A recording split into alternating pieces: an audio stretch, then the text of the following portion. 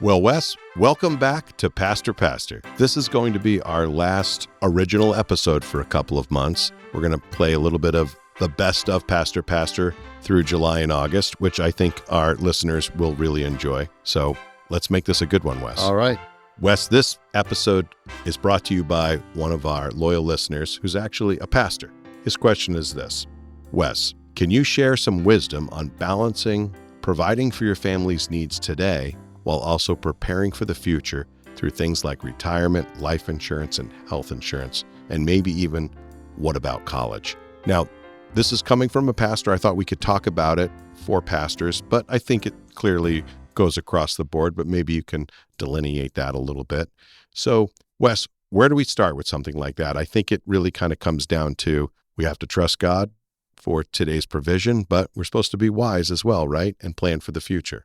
Yeah, and perhaps some of our pastors out there might struggle with whether or not it's spiritual to think about the future. Like, am I really trusting God if I'm worrying about what investment vehicles to have or, health insurance, life insurance? And I would just alleviate that tension right from the get-go and say, yeah, the Lord does not have any tension with us thinking about those kinds of things. The crown of a grandfather leaves an inheritance to his children's children, Proverbs says. That's all looked upon well. We're obviously required to take care of our own, and our kids are required to take care of their parents when they're older. That all assumes you have some means to be able to do that. So it's a healthy discussion. It's an appropriate discussion, and probably has been one that's been ignored or diminished in pastoral ministries because of the question of, is it really spiritual? Are you really trusting God? So I think, yeah, you could do it in a way that doesn't trust God, but it doesn't necessarily suggest that if you're thinking about the future, you're not trusting God. I think that's a false dichotomy. Well, let's get real practical, and I really want to answer this question. Let's take the things he brought up one by one. Retirement and pastors. And I think this is a good episode for those that have pastors, which should be every Christian. So how should pastors be thinking about retirement funds, being able to provide when they can no longer work? Well, and I think there's been a great improvement in this area. I think churches are taking better care of their pastors today. We might think that in the past, pastors, like the monks of old, were taking virtual vows of poverty. And to talk about retirement would have seemed unspiritual. But I think we've moved past that in a lot of scenarios. And so I think thinking about the pastor's retirement, at some point, he's going to need to retire. Even if he's still relatively healthy, the responsibility of leading a congregation is a heavy responsibility. It's a young man's game. And even if he could continue to serve in some capacity with a church, the leadership role is one that at some point he really is not going to be able to do effectively or nearly as effectively as he did. So we got to make some provision for that. And so I think churches are much more conscientiously thinking about 403B plans. They're thinking about health insurance. I know one of the denominations we're affiliated with actually has a pension plan. A lot of companies don't even have pension plans anymore. Defined benefit plans is what they're called. And life insurance really is a wonderful provision. You can borrow from a life insurance policy. So I think that churches are thinking about those things. I think pastors are thinking about those things. A lot of pastors own their own home, so they are building up equity there. But I think all of that is extremely appropriate, and I'm grateful that churches are thinking about that much more today than maybe they were 50 years ago. So there's no tension for you that they're thinking about the future and planning for it, preparing for it in retirement? No, and that's what they're doing for themselves. What's going on when parishioners can do all that and think about all that, but somehow it's unspiritual for pastors? I think modern congregates in our evangelical churches realize that that dichotomy should not exist. We've got to make sure that we're taking care of him, and they've instituted all kinds of retirement plans in order to do that. Wes, it feels to me like sometimes, even today, pastors can seem like they're getting a good deal, but maybe they're kind of not getting a good deal because they get like a housing allowance So now it's a little bit like when you're in the military, your housing allowance isn't taxed. Your overall income isn't as high as it really is. So your Social Security someday would be less. Can you talk a little bit about that? Is there some wisdom that you could give to churches, elders to be thinking about, hey, don't let this happen to your guys. Take care of them. Yeah, I think, first of all, I think pastors need to advocate for themselves because in so doing, they're advocating for their families. And if they're in a housing scenario,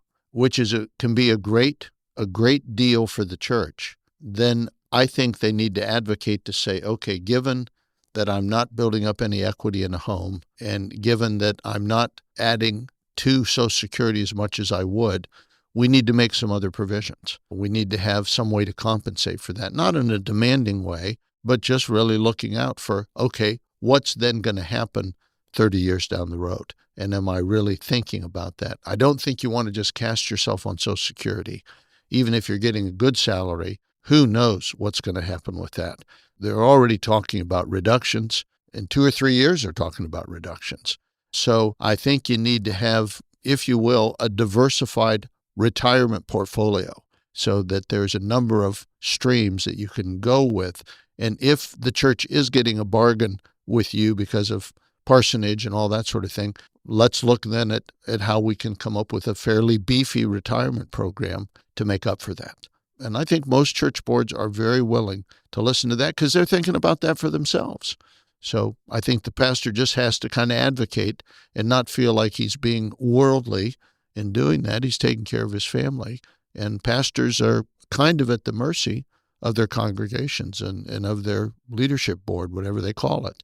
So let's advocate and make sure that all that's being considered, not just the moment, but when that day comes when I'm no longer getting this salary, how am I going to live? So I'm hearing from you that it doesn't sound really any different for a pastor than for an engineer or a carpenter. I think so. I don't think it has to sound different. And again, I mean, the pastor is trusting if he seeks God's kingdom, God's righteousness, all these things will be added to you. But that verse is a general verse for everybody. We are seeking first his kingdom. You don't have to be a pastor to seek first his kingdom, but the pastor does have to think about the church as his employer. And if you were going to work for somebody, you'd be interested in knowing what's the salary, what's the benefits, is this a good financial arrangement for my family, and not be afraid, to push for that. Now, if you're going to plant a church, and we've made it a point to send our planters out with a good compensation arrangement, but there may be some hits. If you start your own business, you're usually not bringing it in. You got to kind of live the lean years, if you will. And I know for me, we didn't get into a formal pension plan, 403B plan, until I was in my early to mid 40s. So it didn't build up as much as it could have, but that was just based on the decision we made to start from scratch. So you got to be willing to live with those risks, and it's turned out great. It's turned out fine. But I think that the pastor and the church, they have to come to a meeting of the minds as to what's workable. And maybe in the early stages, it's lean, but we've got to be moving in a direction that's positive. Wes, I think I'd be remiss to not just ask you some good financial advice questions. You're very good at that. I know it's even part of the residency program. You try to help the guys and their families, their wives as well, be thinking financially in good terms. Can you share with me now, when you look back at where you're at now, what are some of the best financial decisions that you have made? Is it buying a home and sticking with it, staying in the same house, the 403B, whatever it might be? What are you glad that you did? What are you thankful for that God gave you the wisdom to jump on it? Yeah, I'm not sure how wisdom-driven these decisions were, but as it turned out, and this is some of my reading of retirement philosophies, I think it's having a fairly diversified portfolio.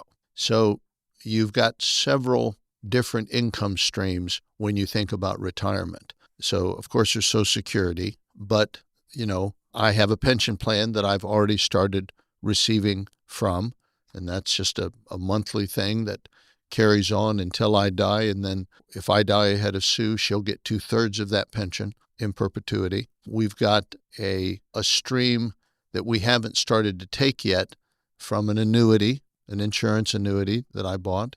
and that'll start coming in 2 or 3 years. That's another income stream. We've got IRAs, a 403B plan that just has stockpiles. We haven't started taking anything from that, but we could start taking a monthly supplement from that if we needed to.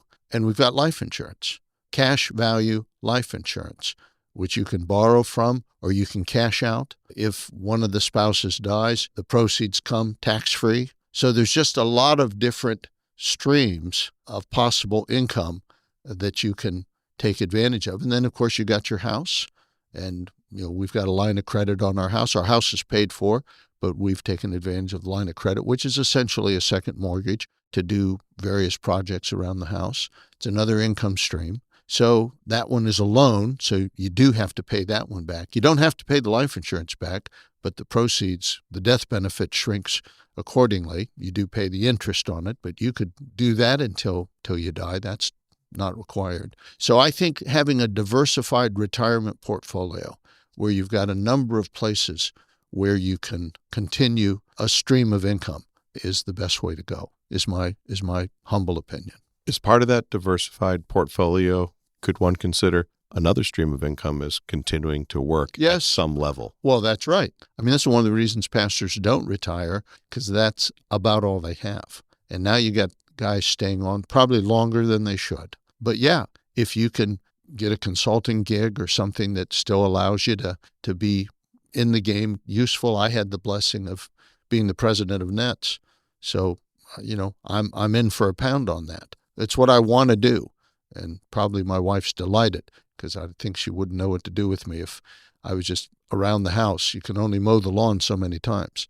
So yeah, you can always continue to do that. I mean, I think for pastors, trying to find some scenario where they could be helpful to a church and bring all that experience they've had to bear.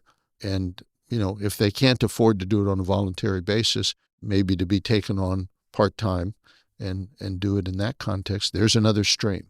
In my mind, you're just trying to get as many streams as you can. You just don't want to have one big pot of gold. The pots of gold can go away very quickly. The stock market can take a real dip. I know the history is it eventually recovers, but you can see a lot of wealth disappear very quickly. Wes, what's your take on a parent's responsibility for college, for training after high school? Yeah. Well, I mean, there's no right or wrong.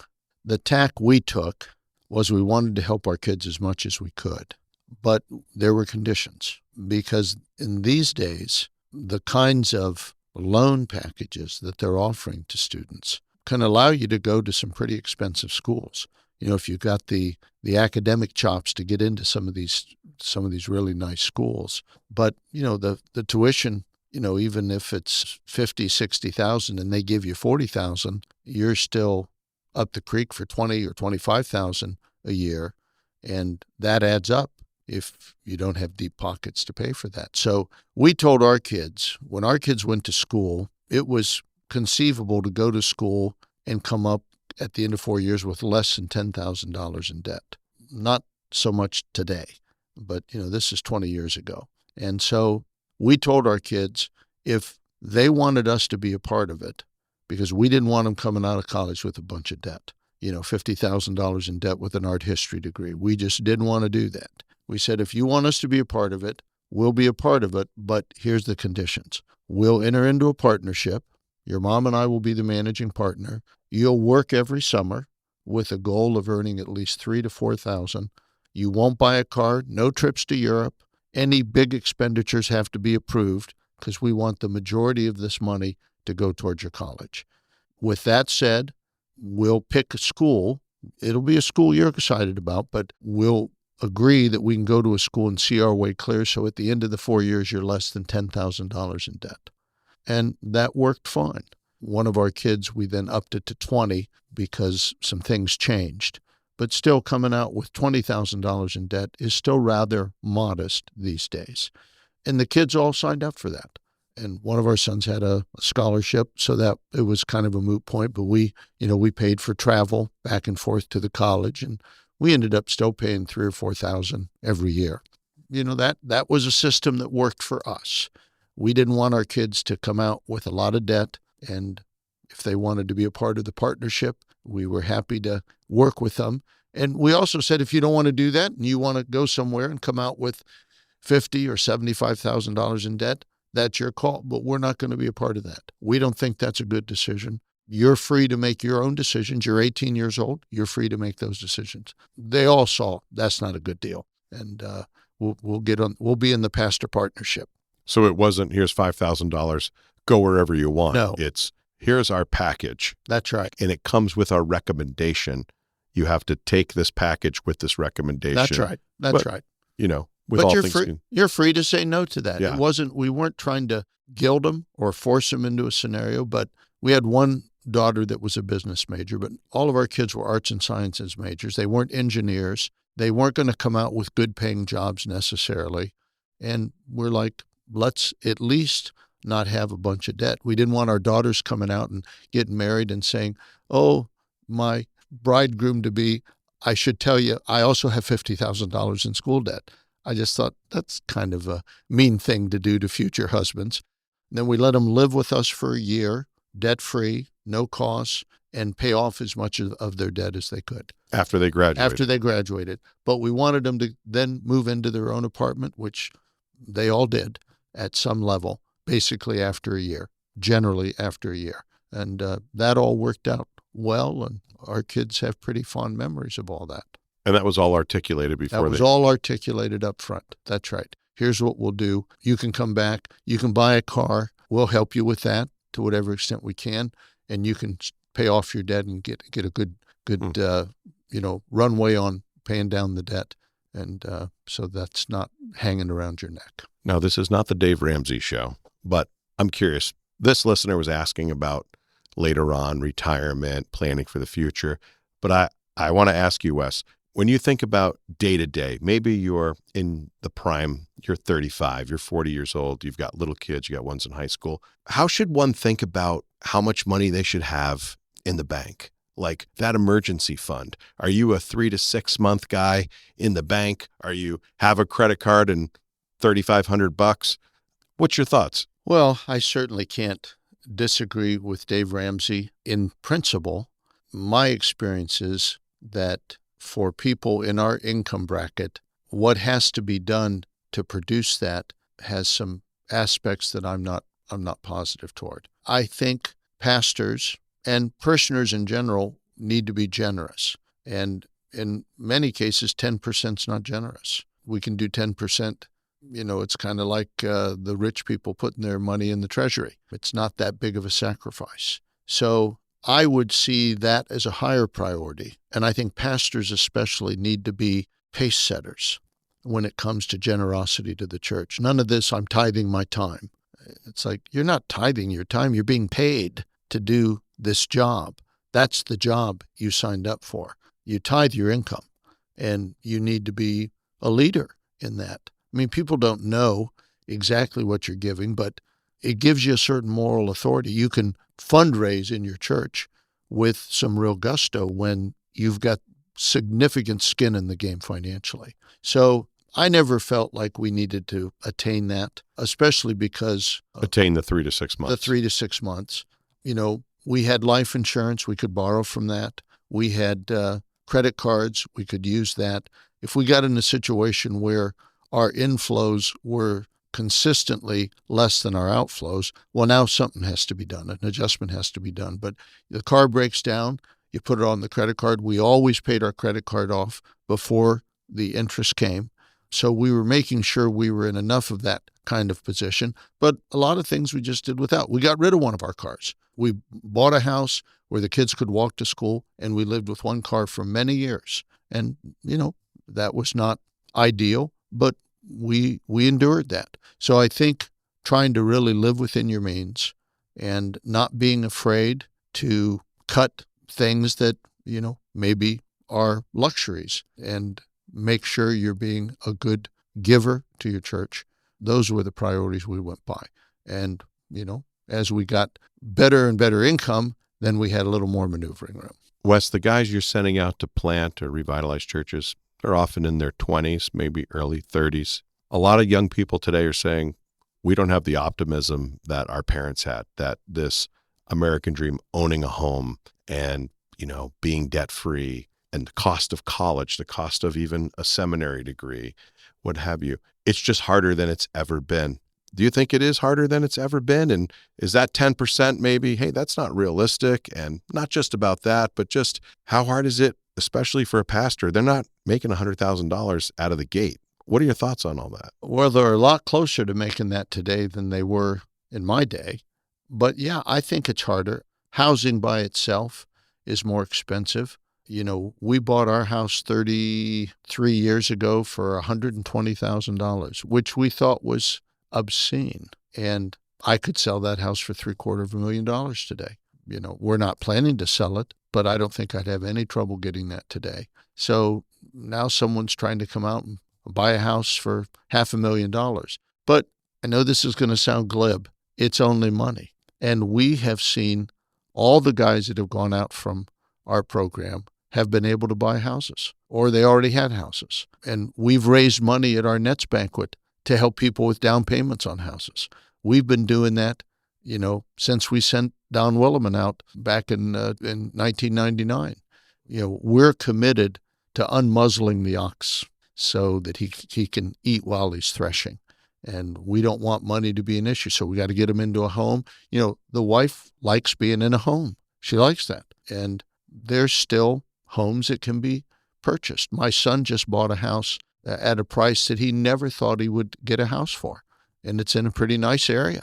But this house came available. The parent had died, and the kids just wanted to get rid of the house. And my son jumped on it and has got a contract and will close into this month. So they're out there. It's kind of like cars. You think, well, cars are so expensive. But if you're willing to not have all the bells and whistles, we just bought a car, Rob. Well, let me ask you a question. To get a good used car, what would you assume you have to pay? A nice used car. I just bought a really nice used car, a 2014 Subaru Outback that I'm in love with. I paid $7,500 for it. Yeah, see, $7,500 for that. We just bought a Honda Pilot, a 2011 Honda Pilot with low mileage. We paid $6,000 for it. So you can still get stuff cheap. Now, if you're going to go buy a new Honda Pilot, I've got a Toyota Sequoia 2004. Those things new are $80,000 or $90,000. New Outbacks are close to $50,000. Yeah, I got it for $17,000, and it's a wonderful car. It's my favorite car of all time. But again, it's 20 years old, 22 years old. People are like, well, that's not a safe car. We drive it all over the place. We take it all over New England. We're going to tow my camper and go down to North Carolina in July. And it'll do fine. It'll just do fine. So I think some of it is not allowing the trends to necessarily give you the heebie-jeebies about whether or not you can afford it. Don't listen to the noise. And again, one of the reasons we would recruit people to come to Nets, we're going to help you from soup to nuts. We want to get you settled. We want to get you in a good situation. We're going to help you buy a building for your church. We've done that. We've bought buildings. Christ Transformation, Nets just bought Christ Transformation's building. Now we're worshiping in a church building. We've been doing that for 25 years. New England's not the most expensive place in the world, but it's not, it's not Kansas. It's not Nebraska. It's not rural Indiana, where you can probably get houses still for under $200,000. So I think it's all doable. And pastors need to trust that God will care for them, and He will. Yeah, that free housing for residents, seminary students, and for those students, it could be for 3 or 4 years of free housing. So that really can. It's $50,000, no questions asked, Rob. Now that we're talking about recruiting again, $50,000 for 4 years, and that's at pretty low housing costs. Those are the kind of deals they need to be looking for. Exactly. We've got a few openings. We've got a Call few 1-800. No. Well, this is good, Wes. Sometimes I think it's fun for us to just get really practical. And I think it's helpful for people to hear from you, a pastor that's where you're at in life, to say, I think it's not unbiblical to be thinking about your future and to be planning and to be I think it's reasonable. responsible. I don't think we want to be in a position where we're just expecting people to care for us. I think it's responsible, and I think churches are much more in the game on this today than they might have been 40 or 50 years ago. Well, that's good news. Thanks, Wes. You're welcome. Good to talk to you, Rob. And to learn more about the NET's pastoral residency and internship programs, visit us online at thenetcenter.org and send your questions to Wes to pastor@thenetcenter.org. Thanks for listening and subscribing. This podcast is a production of the NET Center for Church Planning and Revitalization. NETS, for the life of the church.